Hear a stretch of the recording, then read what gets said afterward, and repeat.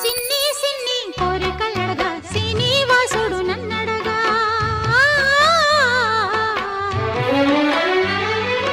అన్నుల మిన్న అలమేల్ మంగై అతని సన్నిధి కొలువుంటా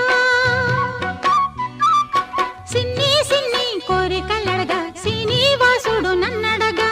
అన్నుల మిన్న అలమేల్ మంగై అతని సన్నిధి కొలువుంటా